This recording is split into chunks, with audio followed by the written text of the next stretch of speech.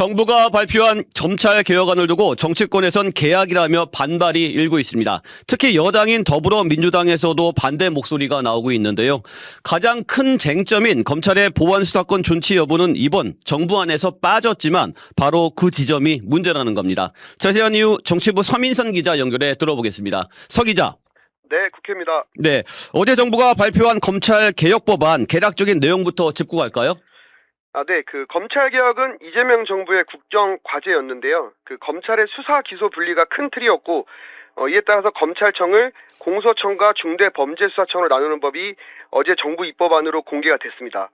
먼저 공소청법에서는 검사 직무에 있었던 범죄 수사와 수사 개시를 삭제해 공소 제기와 유지만 전담하도록 했습니다. 그리고 중수청법에는 중수청이 부패, 경제범죄와 공직자, 사이버 범죄 등 구대 범죄를 수사할 수 있는 근거를 만들었습니다. 네, 그렇군요. 그런데 어제부터 여당 내에서 반발 목소리가 나오고 정청래 대표가 함고령을 내렸는데도 그래도 여당 의원들의 반대 목소리가 본물을 이루고 있다면서요. 네, 그렇습니다. 일단 정부안이 공개되자마자 국회 법제사법위원회 소속 민주당 의원들을 중심으로 반발이 일고 있는데요. 오늘 법사위 민주당 간사인 김용민 의원이 긴급 토론회를 열고 정부안에 반대 목소리를 냈습니다.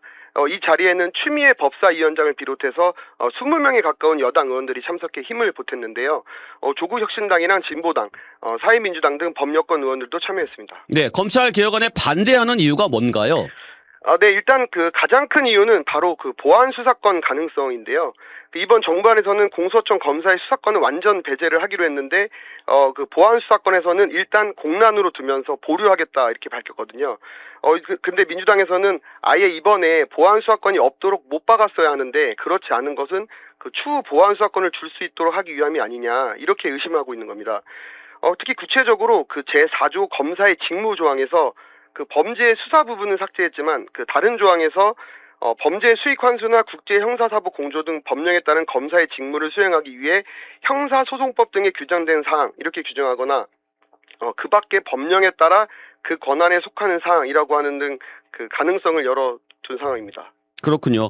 그러니까 정리하면 보안 수사권 가능성을 아예 차단했어야 하는데 추후 논의하겠다면서 비워둔 건 나중에 보안 수사권을 주려고 한 것 아니냐 이런 의도로 본다는 거죠?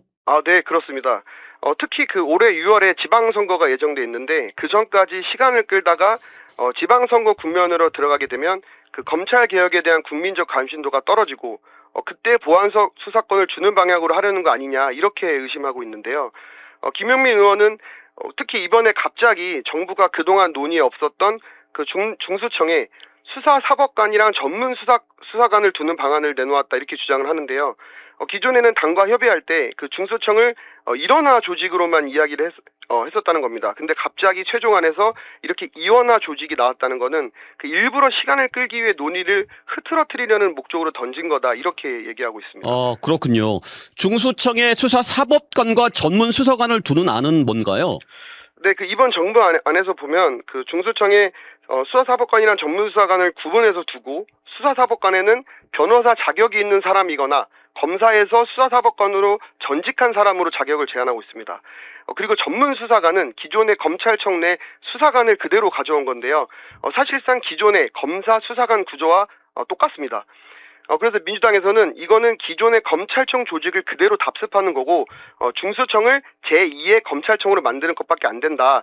심지어 중수청이 검찰의 새로운 식민지가 될 거다 이런 말도 나오고 있습니다. 네. 네, 그리고 이름을 두고도 설왕설래가 있는데요. 기존 검사에서 수사사법관으로 이름이 이게 바뀌는 셈인데 이게 사실 검사들의 오랜 수고원이었다는 거예요. 네. 검사들이 늘 스스로를 사법관, 사법기관 이렇게 여기고 있기 때문에 이 때문에 준사법기관 말까지 스스로 써왔었거든요. 그런데 이제 아예 법적으로 사법관이라는 명칭을 부여함으로써 사법기관으로 인정하게 되는 셈이란 겁니다. 그래서 이런 부분들 때문에 이번 정부안이 사실상 검찰들의 입맛대로 만들어진 거 아니냐 이렇게 의심하고 있는 상황입니다. 네, 그렇군요. 그런데 검사들이 중수청으로 가게 되면 검사라는 신분을 잃기 때문에 별로 이동이 없을 거다. 너무 과한 우려다. 이런 지적도 나올 것 같은데요. 네, 그렇습니다. 그래서 민주당 의원들도 그 실제 그 검사들이 중수청으로 넘어가는 비율이 많지 않을 거다 이렇게 보고 있긴 한데요. 근데 문제는 그러면 그 수사사법관의 그 빈자리를 결국 대형 로펌 출신 변호사들이 채우게 될 거다 이렇게 보고 있습니다.